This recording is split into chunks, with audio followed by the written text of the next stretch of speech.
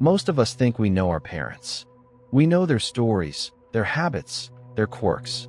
But 4 days ago, Daniel found something in his mother's nightstand that destroyed everything he thought he knew about his life. He hasn't slept since. And once you hear what he found, you probably won't either. I know how this sounds. I know how all of this is going to sound. But I need someone, anyone, to read this and tell me there's another explanation. Because the one I've landed on is something I can't carry alone anymore. It's been 4 days since I found them, and I haven't slept more than 40 minutes at a stretch. Every time I close my eyes, I see her handwriting. That careful, looping cursive she used for grocery lists and birthday cards, and, apparently, for things no mother should ever write about her own child. My name is Daniel Marsh. I'm 34 years old. I work in supply chain logistics. I live in a rented house in Columbus, Ohio, and until 8 days ago, I thought I had a completely normal family. I need to start at the beginning. Bear with me, because the beginning matters. The details matter. I missed them for 34 years, and I'm still furious at myself for that. My mother, Carol Marsh, died on a Tuesday. Cardiac event. She was 61, which everyone agreed was too young, and she went fast, which everyone agreed was a blessing, and she lived a full life, which everyone agreed with the rehearsed certainty of people who don't know what else to say. She was a retired librarian. She made excellent pot roast. She called me every Sunday at 7 p.m. without fail, and she always asked about my knees. I'd had surgery junior year of high school, even though the surgery was 16 years ago and the knees were fine. She seemed, by every available measure, like a good woman. My father left when I was 3. I have no memory of him. Growing up, whenever I asked about him, my mother would get this particular expression, not sad, exactly, more like a door closing behind her eyes, and she'd say, "Some people aren't made for staying, Danny. It's not about you." I believed her. Why wouldn't I? I drove to her house in Dayton the Thursday after she died to start clearing things out. My Aunt Ruth, my mother's older sister, had offered to help, but she lives in Phoenix and flights were expensive, and honestly, I think I wanted to do it alone. I think I wanted the quiet. I'd packed a cooler with beer and a bag with 3 days of clothes, and I told myself I'd be efficient about it. Boxes for donate, boxes for trash, a few things to keep. The house still smelled like her. That particular combination of Earl Grey tea and the lavender sachets she kept in every drawer. I stood in the doorway for a long moment before I could make myself go inside. I started in the kitchen, then the living room. Methodical, the way I do things. It was somewhere around the second hour, when I was pulling boxes from the hall closet, that I found the first photograph. It was tucked inside a shoebox at the very back of the highest shelf. Behind a winter coat, I had to stand on a step stool to reach. The shoebox contained what looked like old photos, loose and unsorted. I sat down on the hallway floor and started going through them. There was my mother, young, maybe 20, standing in front of a car I didn't recognize. There were pictures of relatives I barely knew, birthday parties, holidays, and then there was one that stopped me. It was a picture of my mother in a hospital. She was in a bed, wearing one of those gowns, and she looked exhausted in the way that goes beyond tired, the way that takes something out of a person permanently. She was holding a newborn. Her face was turned down toward the baby with an expression I can only describe as complicated. Not the radiant joy you expect in those pictures. Something harder than that. Something that looked almost like grief. The back of the photo had a date. August 14th, 1987. I was born in March of 1991. I put the photo down. I told myself it was probably a miscarriage, a stillbirth, a pregnancy she never talked about because the grief was too sharp. These things happen. Families keep these silences out of pain, not malice. I genuinely believed that, sitting there on the hallway floor. I put the shoebox aside and kept clearing things out. The journals were in her bedroom, in the bottom drawer of her nightstand, underneath a Bible and a heating pad and a tube of hand cream that still had product in it. There were 7 of them. Small, cloth-covered things, the kind you get at a bookstore, with elastic bands holding them shut. The earliest was dated 1985. The most recent had entries from February of this year, 2 months before she died. I don't know why I opened them. I think I told myself I was looking for her wishes, whether she wanted to be buried or cremated, things like that. She'd never left a will, which was a whole separate headache. I think I just needed to feel close to her one more time before I started making her into a past tense. The first journal was ordinary enough. Her 20s. She wrote about a man she'd loved who hadn't loved her back, about a job she hated, about wanting to move somewhere new. Normal private things. I felt guilty reading it, the way you do when you've accidentally walked in on someone. I almost stopped there. The second journal was from 1989 and 1990. I was skimming mostly, and then a name appeared that made me go back to the top of the page and read the whole entry again, slowly. Thomas. She wrote about a man named Thomas with the kind of intensity that belongs to people who are in over their heads. He was, based on her description, charismatic and unstable and prone to long disappearances followed by sudden returns. She wrote, "I know what he is. I know exactly what he is. But I keep thinking if I can just get him steady, if I can give him something to stay for." The entry ended there. The next one was dated 3 weeks later. Thomas doesn't know about the baby. I've decided he won't. There's no version of that conversation that ends well for either of us. For any of us. I sat down on the edge of my mother's bed. The hand cream was sitting on top of the nightstand, and I remember staring at it. This ordinary, unremarkable object, while the room did something strange around me. Not the room exactly. My understanding of the room. My father's name, the one piece of information my mother had ever given me, was Richard. She'd told me his name was Richard. I found it in the fourth journal. I found it, and I read it twice, and then I sat in that bedroom for I don't know how long without moving. I had a brother, not a half-brother, not a step-sibling, a full brother, born to both my mother and Thomas in August of 1987, the baby in the hospital photo, who had been given up for adoption before I was ever born, who my mother had never mentioned, not once, in 34 years of Sunday phone calls, not in any conversation I could ever remember. She had made him disappear so completely that his absence had never even registered as a shape. She had kept him secret from me. She had kept me secret from him. But that wasn't the worst part. The worst part was what she wrote in 1992, when I was 1 year old. Thomas found me. I don't know how. He showed up at the door like no time had passed, like he had the right to just appear.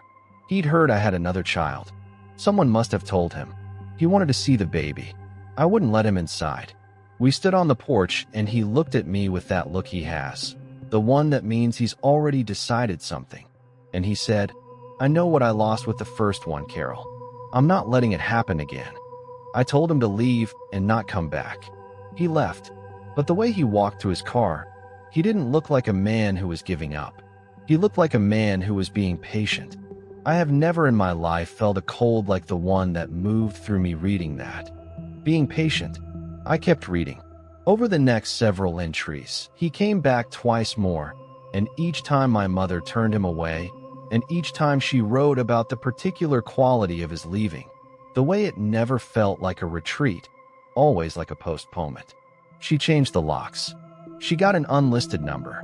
She moved us from Dayton to a suburb outside Cincinnati for 2 years when I was 4. I'd always thought that was for a job, and by the time she moved back, she'd written, "I think it's been long enough. I think he's moved on." And then nothing. Years of journals with no mention of Thomas at all. Until 2019. Saw someone today at the farmer's market who looked like him. Same way of standing. Same angle of the shoulders. I told myself it wasn't him. It couldn't have been. He'd be 55 now. But I couldn't make myself go back to the car for 10 minutes. I just stood there, waiting to see if he'd turn around. And 3 months before she died, February of this year, Danny called last Sunday. His voice is so much like Thomas's sometimes that it startles me, even now. I've never told him. I keep telling myself I'll tell him someday, but I think what I really mean is I'll tell him when I'm ready, and I don't think I'll ever be ready. He has a right to know about his brother. He has a right to know about all of it. But if I tell him about his brother, I have to tell him about Thomas.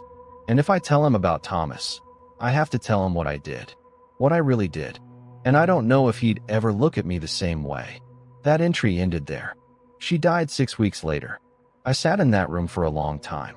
Outside, the sun went down. The lavender smell of the house was suddenly oppressive rather than comforting.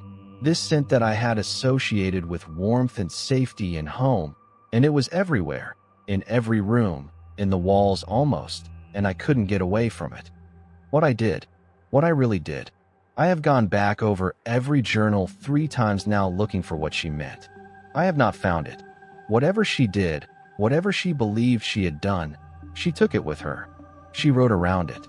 She always wrote around it, the same way she'd always talked around my father, never landing on the thing directly, always describing its edges. I know I have a brother somewhere. He'd be 37 now. I don't know his name. My mother never wrote it, as if writing it would make him too real. I don't know if he knows he's adopted. I don't know if he ever tried to find us. I don't know if Thomas ever found him first.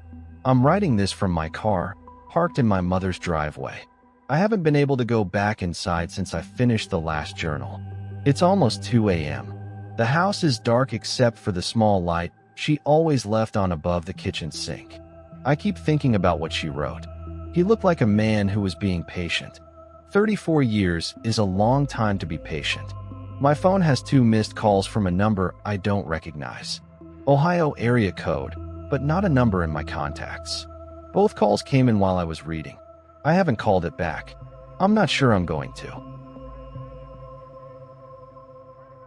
I've been trying to write this for 3 weeks.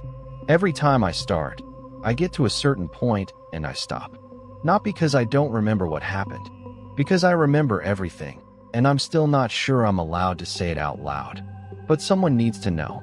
Someone outside of this family. Because right now, inside this family, I am the only one who does. My grandfather, Robert Calloway, died on a Tuesday in November. He was 83 years old. He had a full head of white hair, hands that had worked construction for 40 years, and a laugh that filled every room he was ever in. He coached Little League for 2 decades. He drove his neighbors to chemotherapy appointments. He gave money to people who never asked and never told anyone he'd done it. At his funeral, the church held over 300 people, and the line to speak at the podium went out the door. I'm telling you who he was because I need you to understand what it cost me to find what I found. He left the house to my mother, his only daughter. She was too wrecked to deal with it immediately, so 3 weeks after the funeral, I drove up alone to start the process. I'm an accountant. I'm organized. I'm the person who handles logistics in a crisis because falling apart is a luxury I've never really allowed myself. My mother cried every day for a month. I made the funeral arrangements, called the lawyer, notified Social Security, and itemized the estate. I am telling you this so you understand. I was not looking for anything. I was just doing a job. The house was in a small town in western Pennsylvania, the same house my grandfather had lived in for 50 years. It smelled like wood smoke and Old Spice, and underneath that, something I'd always associated with safety when I was a child. I let myself in with the key my mother had given me, set my coffee on the kitchen counter, and started in the study. He kept everything in folders, color-coded, labeled, dated. My grandmother had always joked that he was more organized than she was. His tax records went back 25 years. His medical records were in chronological order. There was a folder for every car he'd ever owned, every appliance warranty, every home repair receipt. I worked through it all for about 4 hours. Most of it was exactly what it looked like. Then I got to the bottom drawer. There was a folder labeled MISC in the back, which was unusual. Everything else had a specific label. This one didn't. I pulled it out and opened it. Inside was a single key on a plain metal ring. No label, no address, just a house key, the ordinary kind you'd cut at a hardware store, slightly worn on the teeth like it had been used for a long time. I set it on the desk and stared at it. I know how this sounds. A key is just a key. There are 100 explanations for a spare key in a miscellaneous folder. But here's the thing about my grandfather. Nothing in his house was miscellaneous. Everything had a reason. Everything had a label. This was the only unlabeled thing I found in the entire study. I set it aside, told myself I'd figure it out later, and kept working. I found his will in a separate folder, already notarized. I found his bank statements, his pension documents, his insurance policies. All of it normal, all of it expected. Then I found the second bank account. It was folded inside the back cover of an old address book, a printout from an online statement. Not the account my mother knew about. A different one, at a different bank, with a different account number. The balance was just under $40,000. The most recent transaction was dated 2 weeks before he died. A transfer out. $12,000 to an account I didn't recognize. I sat very still in that chair. My coffee had gone cold an hour ago. Outside, the November light was already going gray. I'm not going to lie to you. My first instinct was fraud. Elder fraud is common. I'd seen it in a case at work. Someone gains a vulnerable person's trust, gets access to their finances. I opened my laptop and started looking at the transaction history. The transfers had been going out for years. Monthly, almost like a bill. Sometimes more, sometimes less. But consistently, without fail, for at least a decade. 12 years, actually. The account had been opened in 2011. He'd been sending money somewhere for 12 years, and no one in our family knew. I photographed everything. I told myself it was probably nothing. A charity he was embarrassed about. A friend in financial trouble he didn't want to discuss. My grandfather was exactly the kind of man who would do something like that, give quietly, without wanting credit. I told myself that, and I almost believed it. But then I found the photographs. They were in a shoebox on the top shelf of the bedroom closet. I wasn't even looking for them. I was checking for valuables. The box was unlabeled, tucked behind a stack of old blankets. I pulled it down expecting Christmas ornaments or old letters. They were photographs, maybe 200 of them, printed on regular photo paper, spanning what looked like 30 years. I sat down on the edge of the bed and went through them. The first third were family photos I recognized. My mother as a child, my grandmother, holiday dinners, the house, ordinary documentation of an ordinary life. Then, somewhere around what I estimated was the mid-90s based on the photo quality, a woman appeared. Not my grandmother. A younger woman, dark-haired, standing in front of a house I didn't recognize. Smiling. In some of the photos she was alone. In others she was with my grandfather, the two of them standing close, easy with each other in the way that only comes from years of familiarity. I want to be clear, these were not ambiguous photographs. I'm an adult. I know what I was looking at. I went through the rest of the box with hands that would not quite stay still. There were children, 2 of them, a boy and a girl, growing up across the photographs the same way my mother grew up in the photographs I knew. School pictures, holidays, birthdays, the awkward teenage years, and then, gradually, adulthood. The most recent photographs were probably 5 or 6 years old. The boy and the girl were grown. The dark-haired woman was gray now, but still the same woman. My grandfather had another family. I sat on the edge of that bed for a long time. The smell of Old Spice was everywhere. On the nightstand, his reading glasses were folded next to a library book with a bookmark still in it. I thought about the key. I went back to the study. I picked it up.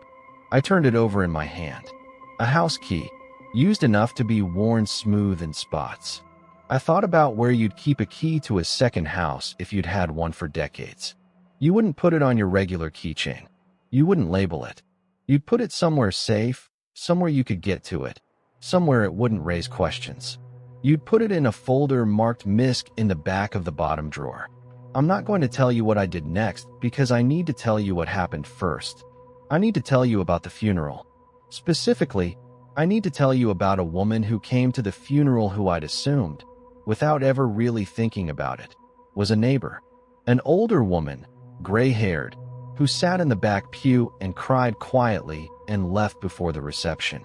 My mother had pointed her out and said, I think she lived on his street years ago. I don't know her name. I hadn't thought about her since. I thought about her now. I went through the photographs again until I found the most recent one with the dark-haired woman's face clearly visible. Then I took out my phone and looked at the photographs I'd taken at the funeral. Family habit, I document everything. I'd taken a wide shot of the church from the back, getting the crowd. There, in the back left pew, slightly out of focus but recognizable.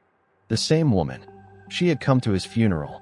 She had sat 20 feet from my mother, from my aunts, from everyone who thought they knew Robert Calloway completely. She had come to say goodbye to a man who had kept her hidden for 30 years. And she had sat there, and she had cried, and she had left without saying a word. I found her in 2 more funeral photographs before I stopped looking. Here is what I know now that I didn't know 6 weeks ago. My grandfather had a second family in a town 40 minutes away. He had 2 children with this woman, a son and a daughter. Both of them are adults. Both of them knew about us, because how could they not, after all that time? The money he sent for 12 years was not charity. It was child support paid late, or something like it. A man trying to balance 2 scales with insufficient weight. Here is what I have not done. I have not told my mother. She is 60 years old. She spent 40 years watching her father be a hero. She stood at his funeral and held herself together with both hands and gave a eulogy that made 300 people cry. She is already grieving.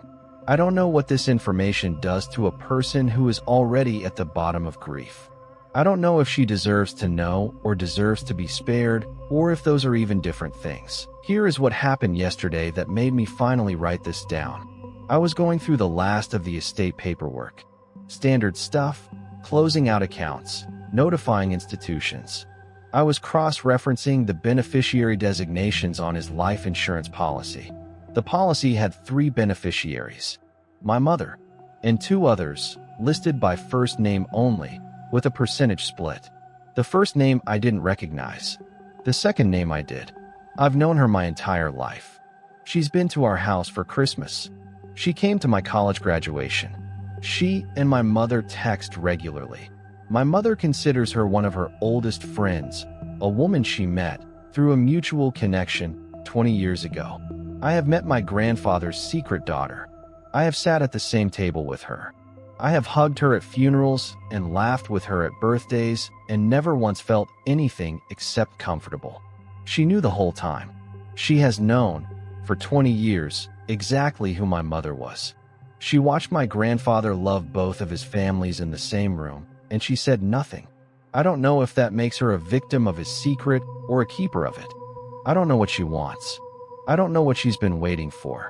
But his money is going to her now, and she is still texting my mother. And I am the only one who knows the shape of what's been happening for 30 years. I still have the key. I haven't used it. I don't know if I'm more afraid of what's behind the door or of what it means to open it. I know how this sounds. I know you're thinking I need to tell someone. I'm thinking that too. I just can't figure out who is safe to tell. I've been sitting in my car for 40 minutes trying to figure out how to start this. I know how this sounds before I even begin. I know you're going to think I'm exaggerating, or that grief does strange things to people. Maybe you're right. Maybe spending 3 days alone in the house I grew up in, sorting through 30 years of someone's life, broke something loose in me that was better left sealed. But I need someone to know what I found. I need to say it out loud, even if it's just to strangers on the internet. Because right now, the only other person who knew the whole truth is dead, and I'm starting to understand that was never an accident. My mother passed 6 weeks ago. Ovarian cancer, diagnosed late, gone faster than anyone expected. She was 61. She died in the house she'd lived in since before I was born. A 2-story colonial in a quiet Ohio town where nothing ever happened and everyone knew everyone, and the biggest scandal was whose kid got a DUI on prom night. She left the house to me, her only child. I drove up on a Friday. I hadn't been back in almost 4 years. The key still worked. That was the first thing I noticed, that nothing had changed. The same smell hit me when I opened the door. Old wood, and something floral, and underneath it all, something else. something I could never name as a kid, something I always assumed was just what houses smelled like when they got old. I set my bag down in the kitchen and opened the fridge out of habit. She'd had a neighbor clear it out after she passed, but there was still a box of baking soda on the top shelf. Her handwriting on a piece of tape, replace October. It was dated 2 years ago. I stood there looking at that little strip of tape for longer than I should have. She was that kind of person, meticulous, organized, a place for everything and everything in its place. Growing up, our house looked like a catalog. No clutter, no mess. Dinner on the table at 6:30 every night, without exception. I used to think that was love. I used to brag about it to friends whose houses were chaotic and loud. My mom actually has it together, I'd say. She's different. Looking back now, I missed so many signs. I spent the first day going through her bedroom. Clothes to donate, jewelry to keep, the usual quiet heartbreak of handling someone's objects after they're gone. Everything smelled like her. I found the birthday cards I'd sent her over the years in a shoebox, every single one. That wrecked me for about an hour. I sat on her bedroom floor and cried until I felt hollow, and then I made myself a cup of tea and moved on. The second day, I started on the basement. That's where she kept everything she didn't want visible. Old financial records, my childhood artwork in plastic bins, Christmas decorations, and at the very back of the basement, behind the water heater, stacked in a banker's box with a masking tape label that just said MISC in her neat handwriting, her journals. I almost didn't open them. I almost left that box right where it was. I have spent a lot of time since then wishing I had. There were 11 of them. Composition notebooks, the black and white ones, each one labeled by year on the inside cover. The earliest was from 1987. I was born in 1991. I poured myself a glass of wine, sat down at the kitchen table, and started with the oldest one. The first few entries were ordinary. Work frustrations, grocery lists written in the margins, notes about a book she was reading. My mother was not, it turned out, a particularly poetic writer. She wrote the way she talked, direct, practical, with very little sentiment. But somewhere around April of 1988, the entries changed. Daniel called again. I didn't pick up. I don't know what he wants from me after everything. I don't know what he thinks is going to happen. I stopped. Daniel was my father's name. My father, who died in a car accident in 1993. I was 2 years old. I have no memory of him. There are 3 photographs of him in the house. Or there were. I'd already packed them away, and my mother spoke of him rarely, and when she did, it was with this careful, practiced sadness that I accepted completely, because why wouldn't I? He died in 1993, but this journal was from 1988, and the way she wrote that name, Daniel called again, was not the way you wrote about someone you loved. It was the way you wrote about someone you were afraid of. I kept reading. I should have stopped. I want to be very clear that there was a moment, there is always a moment, where you can choose not to know. I was at that moment. I felt it. The specific weight of it. I turned the page anyway. Over the next hour, a picture assembled itself that I did not recognize. My parents had not been happy. That part one could almost accept. Plenty of people stay together for complicated reasons. But it was more than unhappy. My father had been volatile, controlling. There were entries that made my hands go cold, things she described with the flat, factual tone of someone who had learned not to feel things all the way to the bottom. By 1990, she had started making plans. Quietly, carefully, the way she did everything. But he was still alive in 1993. She'd written about it. They weren't together, but he was alive, and he was trying to come back, and she was terrified. And then, the entries stopped. Not gradually, not with a final conclusion. They just stopped. March 14th, 1993, and then nothing until a new journal, 1995, where she wrote about her garden and a movie she liked and a co-worker who got engaged. Normal things. Ordinary things. A woman living a quiet life alone with her 2-year-old daughter. I sat very still at that kitchen table. Then I went to the shoebox where I'd packed the photographs. I took out the one of my father, the one that had hung in the hallway my entire childhood, the one I walked past 1,000 times. A man in his early 30s, dark-haired, a slightly stiff smile, standing in front of the house. Our house. I'd looked at that photograph my whole life. I'd never once noticed what was in the background. The basement window. The small rectangular window at ground level, half hidden by the overgrown juniper bush. I'd always assumed it was just part of the house. Old glass, usually dark. In the photograph, taken in what the back said was summer 1992, the basement window was dark. But there was something in it. A shape. Too pale, too still. Something pressed against the glass, watching the camera. Watching him. I put the photograph down. My mouth had gone completely dry. I went to the basement door.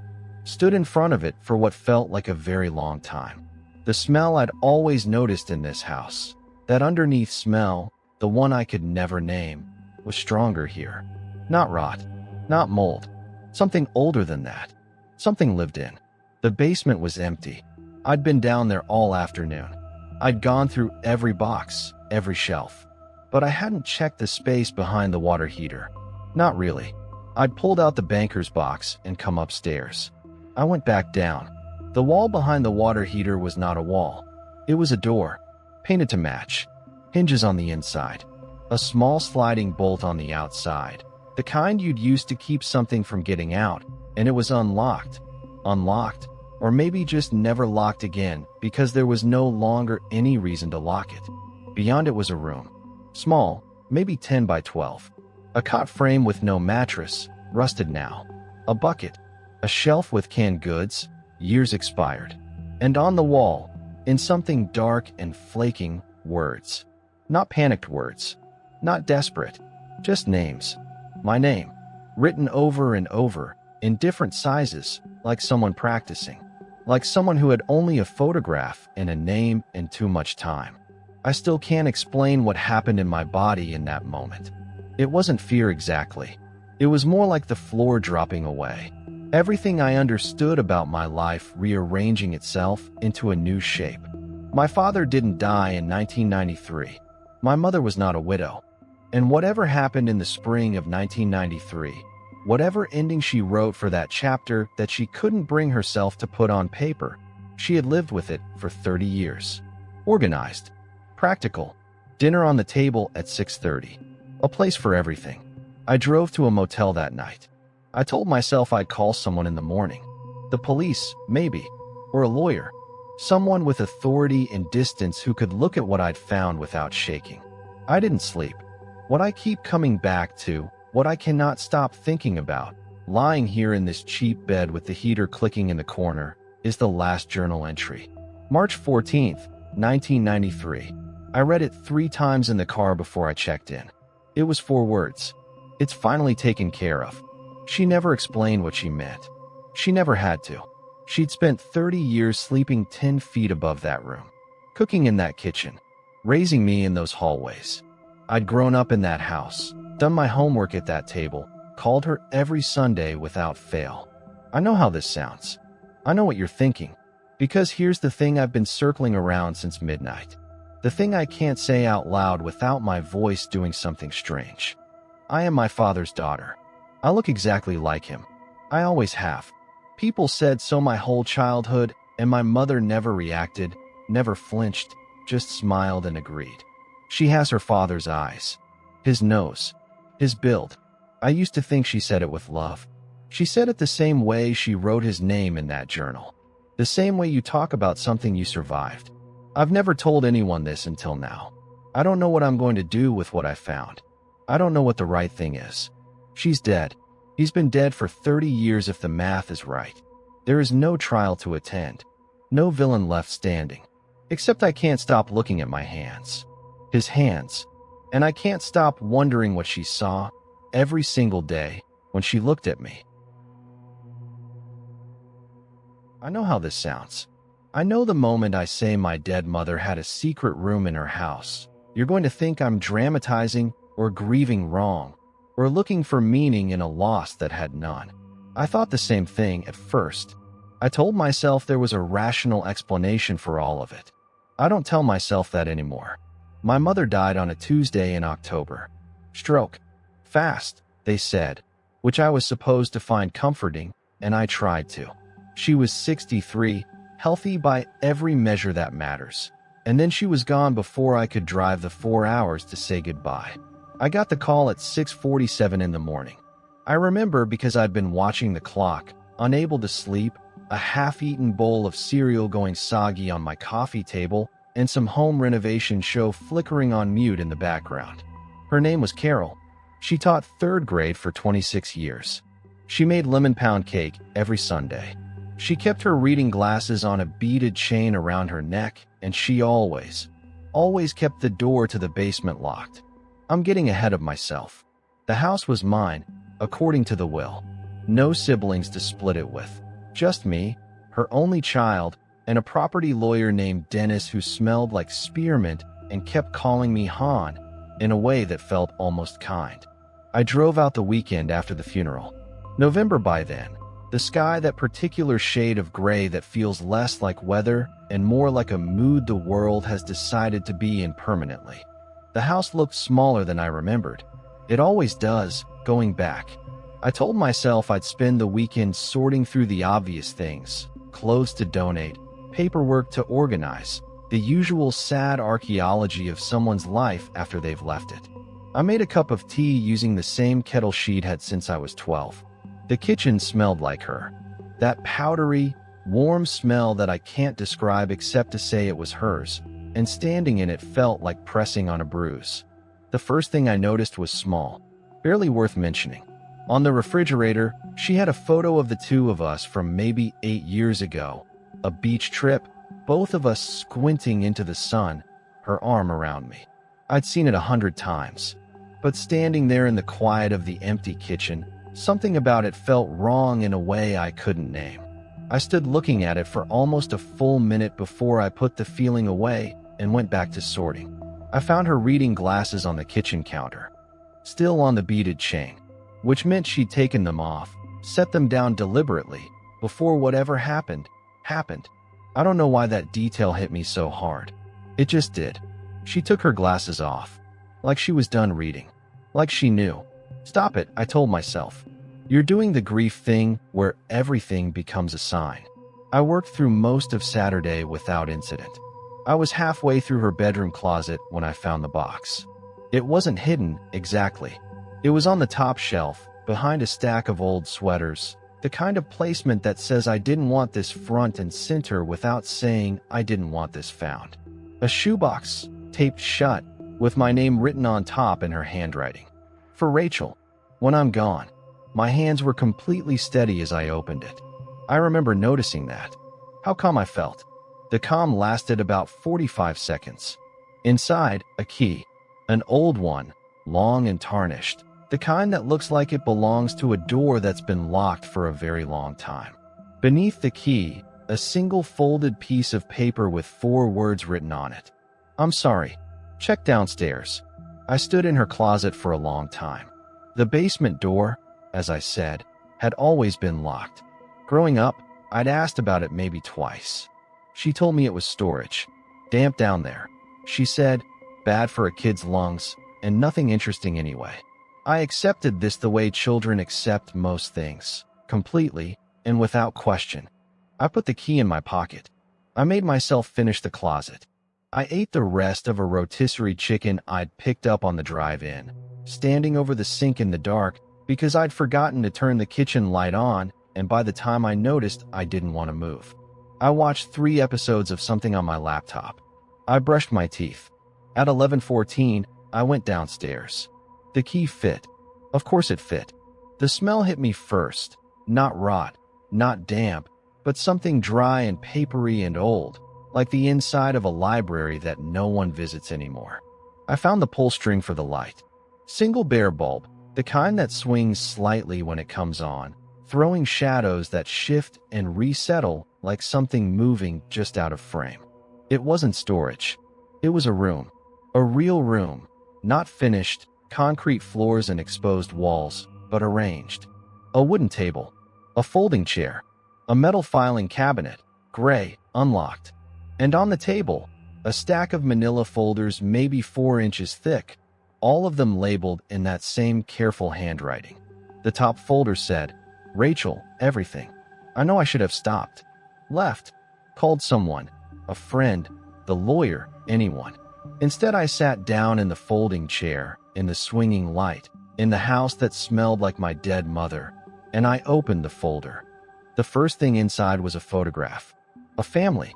Mother, father, a little girl maybe 4 years old, sitting on the steps of a house I didn't recognize. The little girl had dark curly hair, and she was mid-laugh, the kind of laugh that takes over a kid's whole body. On the back, in handwriting that was not my mother's, Lucy, Thomas, and Mara. Easter, 1993. I stared at the little girl's face for a long time. I have dark curly hair. My name is Rachel, but my mother always said she almost named me something else. She never told me what. My mouth went completely dry. I went deeper into the folder. Newspaper clippings, the edges brown and soft. I had to hold the first one close to the bare bulb to read it. House fire. December 1993. A family. The article used the word perished. Father and mother confirmed deceased. Young daughter, roughly 3 to 4 years of age, not found in the wreckage. Presumed dead, but no remains recovered. The family's last name was Harmon. I sat with that for a moment. Then I went to the filing cabinet. The second drawer held documents. Real ones, official, notarized. An adoption record with a date of January 1994, 3 weeks after the fire. The child's name on the record had been legally changed. Her original name. And here is where my hands finally started shaking, where my body understood something before my mind was ready to. Her original name was Mara. There was one more document beneath the adoption papers. A letter, handwritten, from someone I didn't know, a name I'd never heard, addressed to my mother. Dated 6 months after the adoption. Carol, I need you to understand something. What happened to Thomas and Lucy was not an accident. You know what I did and why. The girl is better off not knowing. Keep her safe and keep her quiet, and we never have to speak again. Destroy this. She didn't destroy it. She kept it in a locked room in her basement for 30 years, and she left me the key. I sat in that room for a very long time. The light swung. The shadows shifted. At some point, I realized the smell I'd been breathing, that dry, papery library smell, had something else underneath it now. Something I couldn't identify. Something that reminded me, for no reason I could explain, of the smoke alarm going off when I was 7. The one false alarm we ever had. My mother rushing me outside in the middle of the night, her hands on my shoulders, her voice very calm, telling me it was fine, it was nothing, go back to sleep. I never knew what set it off. I'm writing this from my car, parked at the end of her driveway. It's 2 a.m. I don't know who the letter writer is. I don't know if Thomas and Lucy Harmon were my real parents. I don't know what my mother knew, or how much, or whether she saved me or stole me or both. But I know this. Before I came upstairs, I looked around the room one more time. I wanted to make sure I had everything. That's when I noticed the second chair, not the one I'd been sitting in. The other one, pushed against the far wall. In the shadow, the light doesn't quite reach. It was facing the table, facing where I'd been sitting, and the dust on the floor around it. I know concrete. I know basements. I know the way dust settles and stays in a closed room. The dust around that chair's legs was disturbed. Recently disturbed. Like someone had been sitting there. My mother has been dead for 3 weeks. I had the only key. I haven't gone back inside. I keep telling myself there's an explanation. A caretaker she never mentioned. An open window somewhere. Something. But I've been sitting in this car for 40 minutes, and the light in the basement, the one I turned off when I came upstairs, is on again. I've never told anyone this. Not my therapist, not my best friend, not the detective who handed me his card at the end of a conversation I still replay in the shower at 2 a.m. I'm telling it now because I think someone needs to know, and because I've run out of people in my life I can trust with it. My father died in March. Heart attack, quick, the kind that doesn't give you a chance to say the things you meant to say. He was 61. He coached youth soccer on weekends, made his own hot sauce every fall, and called me every Sunday at exactly 4 p.m. whether I answered or not. He left a voicemail every single time I missed it. I have 412 of them saved on my phone.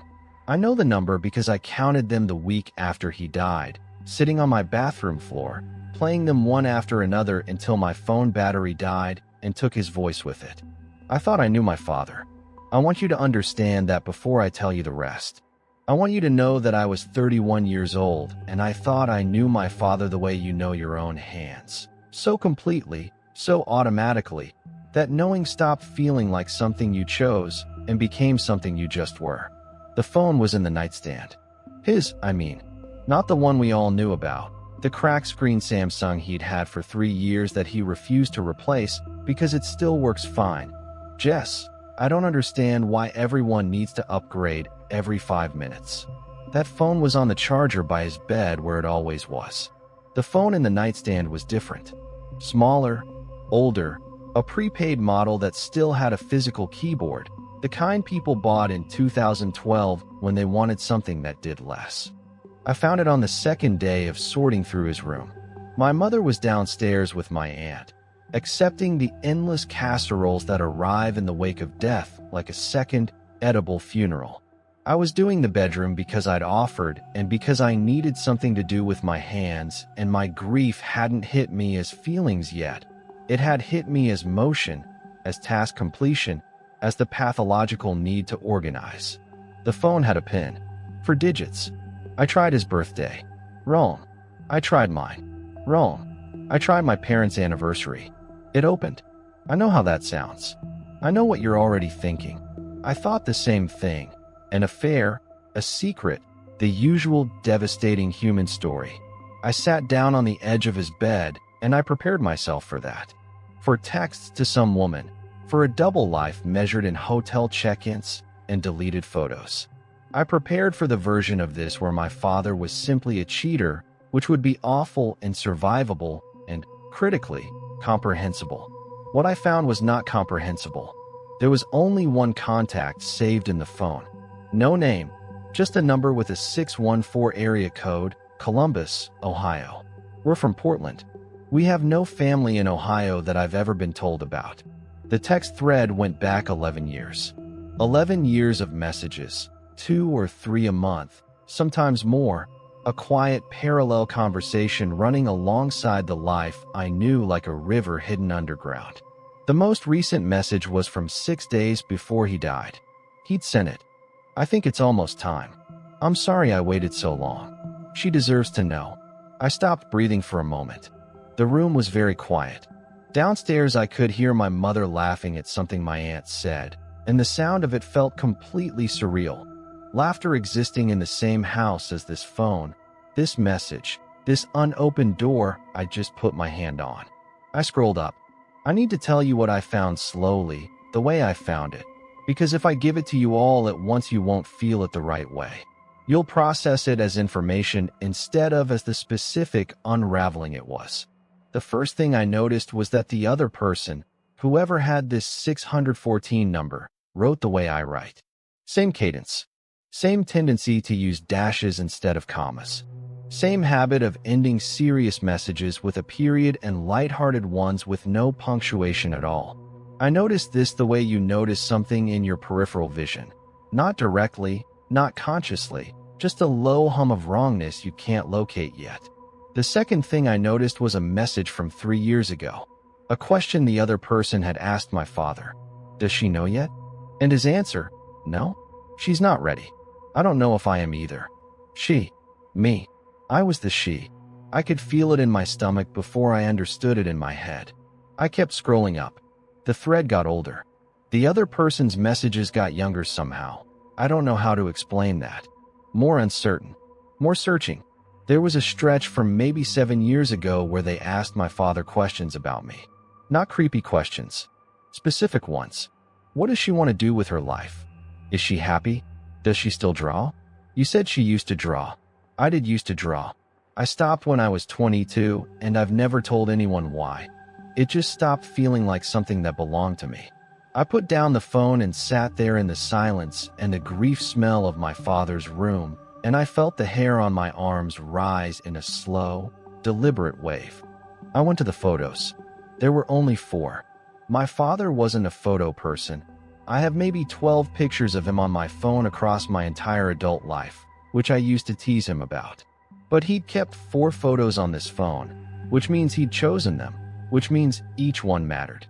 The first 3 were of me. Candid shots, taken at a distance.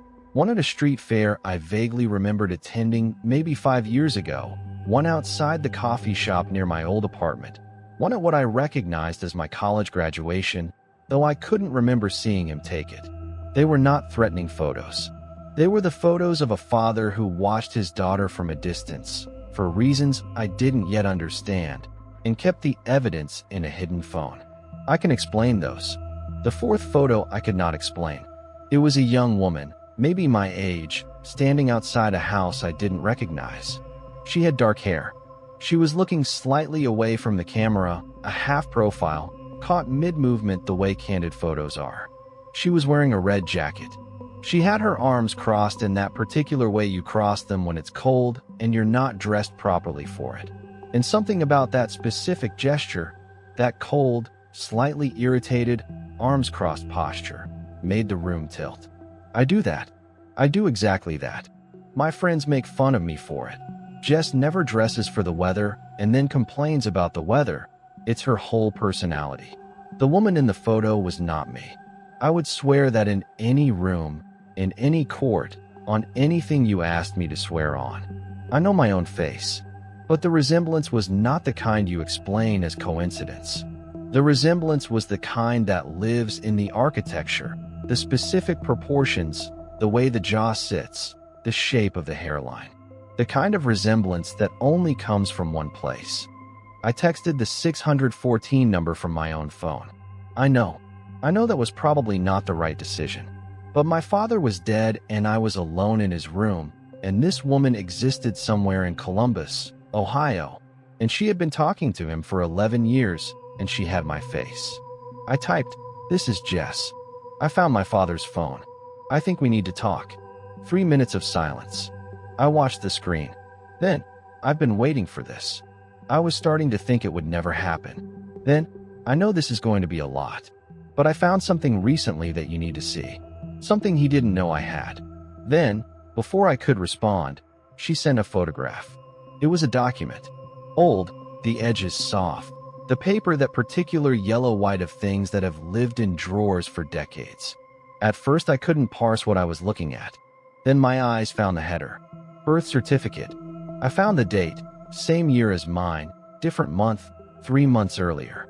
I found the listed parents, and the names were my parents' names, and the world went very quiet around me. I found the name on the certificate. Claire and Mercer. My last name. My parents' names.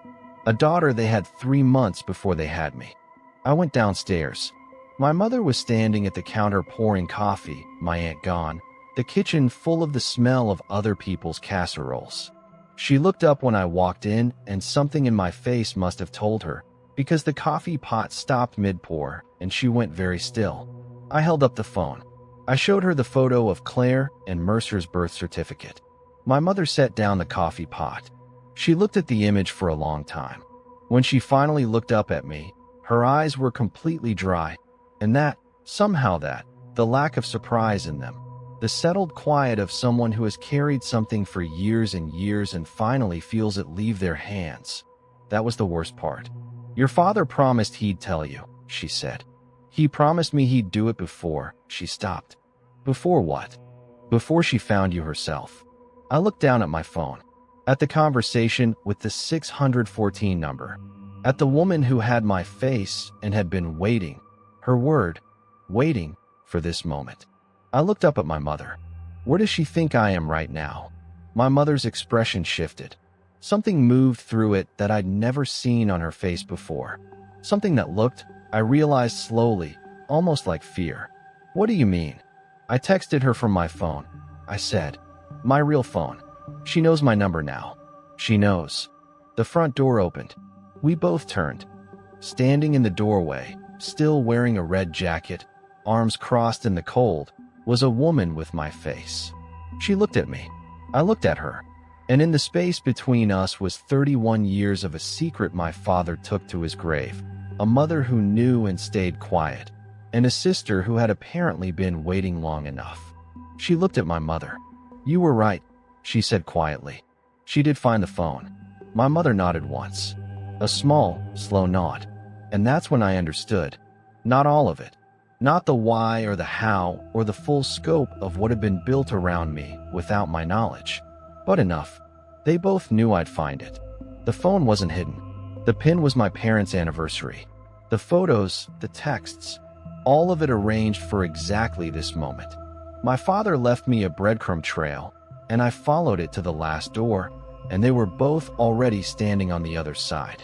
The only question left, the one I'm still asking, the one I haven't slept through a single night since, is whether what's behind that door is a family secret finally told, or whether I've just walked into something I was never supposed to survive finding out. I'm still in that kitchen. I haven't left yet. I think I should leave,